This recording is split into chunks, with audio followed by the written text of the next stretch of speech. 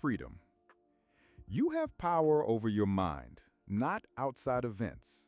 Realize this, and you will find strength, Marcus Aurelius wrote. The modern world offers endless opportunities for comfort. Food delivery in minutes, ride-share apps at the top of a screen, subscriptions for everything from streaming to meditation. Smart devices anticipate our needs, algorithms curate our content, and apps handle daily chores. We can avoid almost any discomfort. But in this race for convenience, we've lost something vital. We've grown softer. Our minds and spirits, accustomed to ease, weaken. When real problems arise, a job loss, a conflict, or a personal crisis, we're often unprepared. We lack the inner resilience to stand firm when the world shakes. This is where Stoicism steps in, an ancient philosophy that teaches how to forge a mind that doesn't break under pressure. It's not about suppressing emotions or escaping feelings. It's about building a fortress within yourself, a place of calm, clarity, and strength. Stoicism, born in ancient Greece under Zeno of Citium, flourished in the Roman Empire through the teachings of Seneca, Epictetus, and Marcus Aurelius. These thinkers emphasized living in harmony with nature and reason, focusing on what's within our control, our thoughts, and actions. Unlike other philosophies, Stoicism isn't just a set of ideas. It's a practical system for thriving in chaos. It teaches how to navigate uncertainty and maintain mental clarity amid life's storms. In 2025, Stoicism is experiencing a renaissance. Books, podcasts, apps, and communities worldwide help millions apply its principles to business, mental health, and everyday challenges. This isn't just ancient wisdom. It's a guide for the modern person seeking resilience in a world of constant change. From global crises to personal struggles, Stoicism offers tools to not only survive, but thrive, turning obstacles into opportunities for growth. The first step to Stoic strength is to stop running from discomfort. Our ancestors faced harsh realities daily: cold, hunger, physical labor. They had to be strong because weakness could mean survival or death. We, surrounded by comfort, have unlearned this resilience. Think about it. When was the last time you did something you genuinely didn't want to do, but knew was necessary? Maybe it was waking up early to work on a project or skipping a luxury to save money. The Stoics believed we should deliberately add friction to our lives. Like muscles, the mind atrophies without challenge. Seneca, a wealthy Roman senator, advised occasionally sleeping on a hard bed, eating plain food like bread and water, or wearing old clothes. Not because he was a masochist, but because he wanted to be prepared. He wanted to know that if everything, wealth, comfort, status, was taken away, he could endure. This practice makes the fear of poverty, loss, or failure less daunting. Seneca wrote, "I do not obey God, but I agree with him." This mindset turns hardships into allies, not enemies. In practice, this could mean unplugging from devices for an evening to embrace boredom and learn to handle it, or fasting for a day to appreciate food's value, or walking in the rain without an umbrella to remind yourself that discomfort isn't the end of the world. These exercises strengthen not just the body, but the mind, preparing you for life's challenges, whether it's a job loss, a breakup, or a global crisis like an economic downturn or climate change. Epictetus, a former slave turned teacher, said, "It's not events that disturb people, but their judgments about them."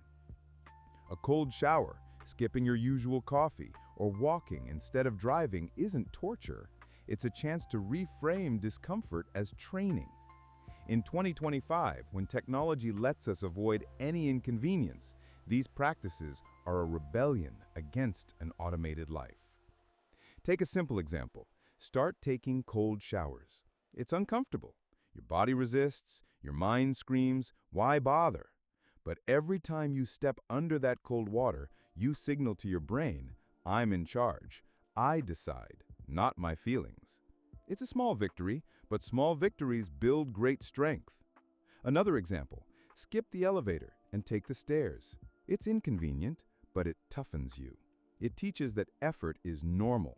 It reminds you that you can overcome small obstacles, preparing you for bigger ones. Marcus Aurelius wrote, "The impediment to action advances action.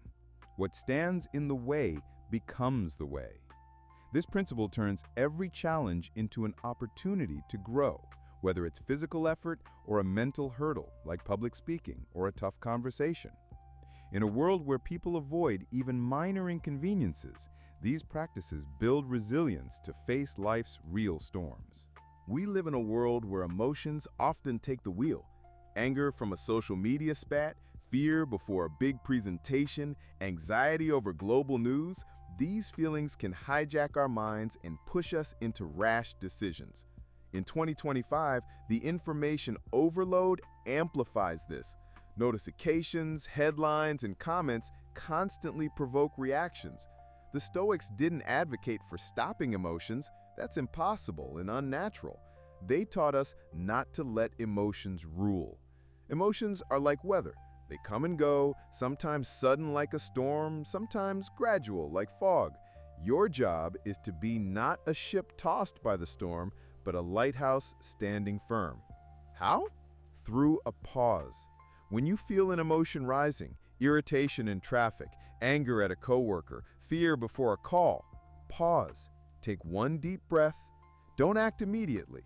Ask yourself, is this feeling helping me right now? Usually the answer is no. Seneca wrote, "Anger is an acid that does more harm to the vessel in which it is stored than to anything on which it is poured." A pause creates space to choose a rational response over an impulsive reaction. Marcus Aurelius, a Roman emperor navigating wars and plagues, called the ideal mind a fortress.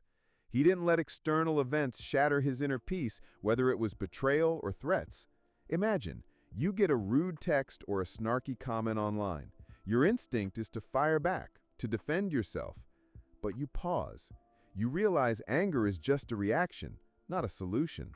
It won't fix things. It'll likely make them worse, escalating conflict or damaging relationships. So you choose a path aligned with your principles. Respond calmly or not at all. This is emotional management, not suppression, but choice. Epictetus taught, "You have power over your mind, not outside events. Realize this and you will find strength." Marcus Aurelius' view from above practice helps.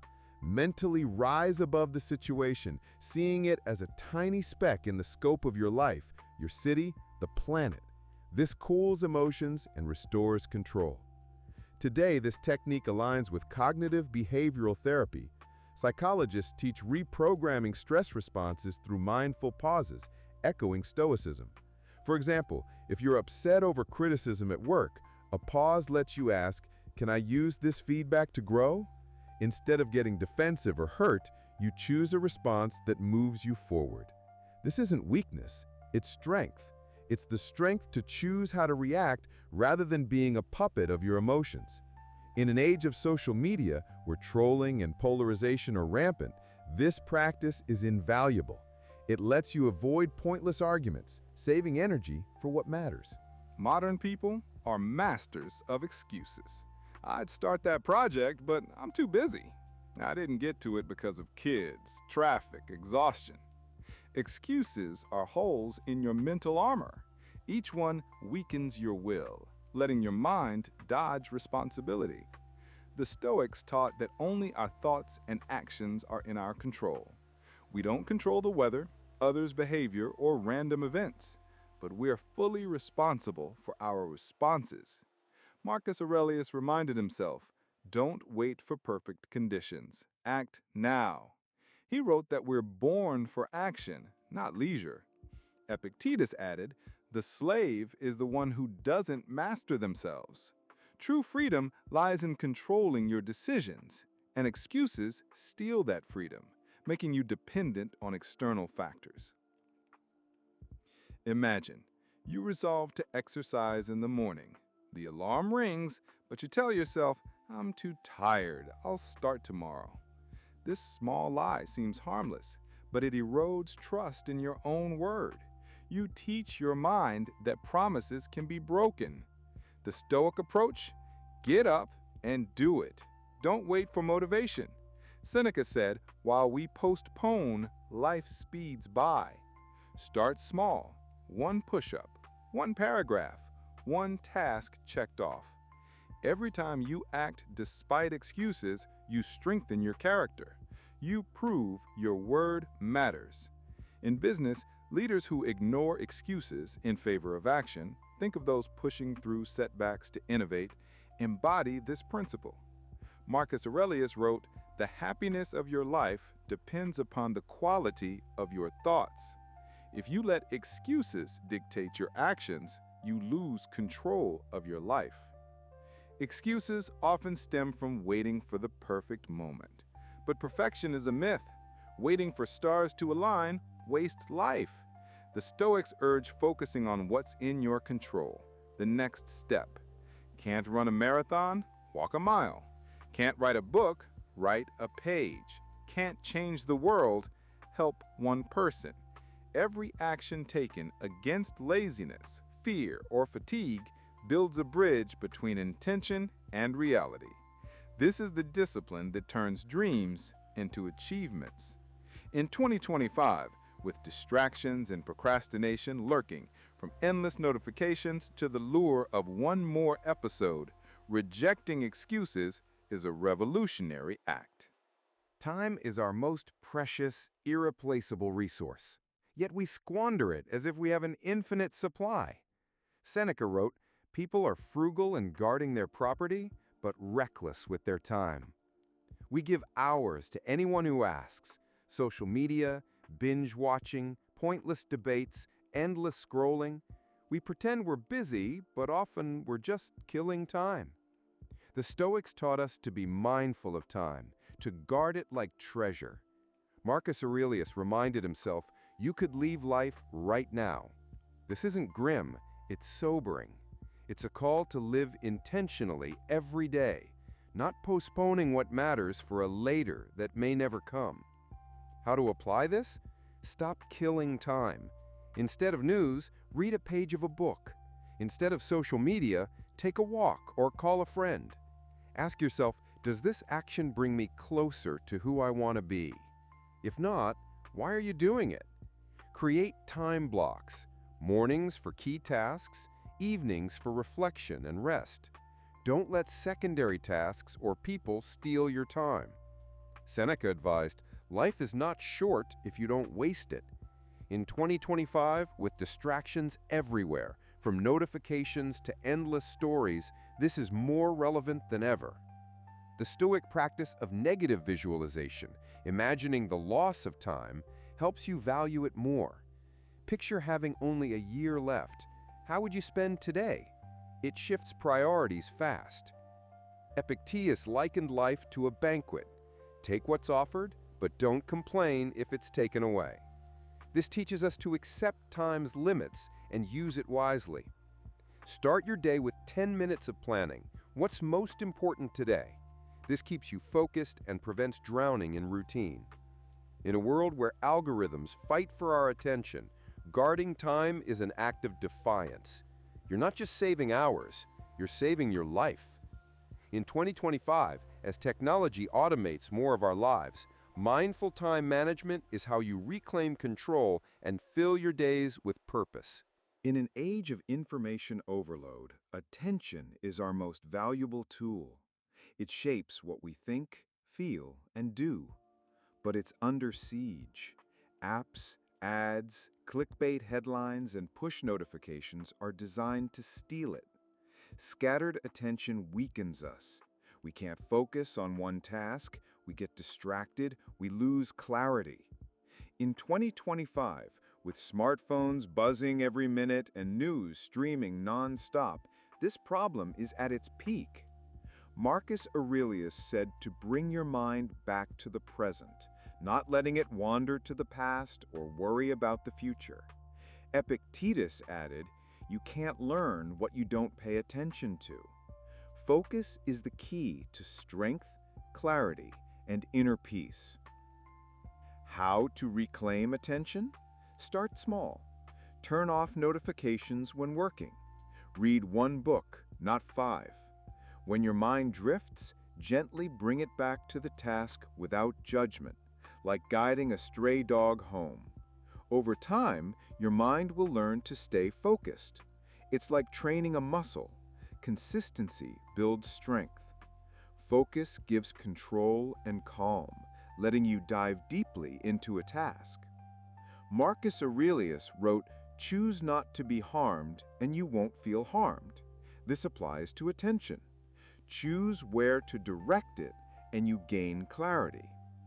Modern mindfulness practices, inspired by Stoicism, use breathing and awareness to train attention, helping navigate the chaos of the digital age. A 5-minute morning meditation can set your mind for focus, much like Seneca's self-reflection exercises. Attention isn't just about productivity, it's about quality of life. Being fully present, whether in a conversation, a project, or a walk, makes life richer. You stop being a victim of multitasking, which studies show reduces efficiency and increases stress. Stoicism teaches that attention is a choice, and that choice defines who you are. In a world where algorithms manipulate focus, mastering attention is a superpower. Many of us build our lives around others' approval. We crave praise, fear criticism, and bend to expectations. This makes us vulnerable. When your happiness hinges on others' opinions, you give away your power. Your self-worth becomes tethered to unpredictable things, their moods, biases, words. Marcus Aurelius wrote, "Praise doesn't make a good deed better. An action is either right or wrong. Others' opinions don't change that." Seneca added, "If people we care for hinder rational choices, they become irrelevant to us."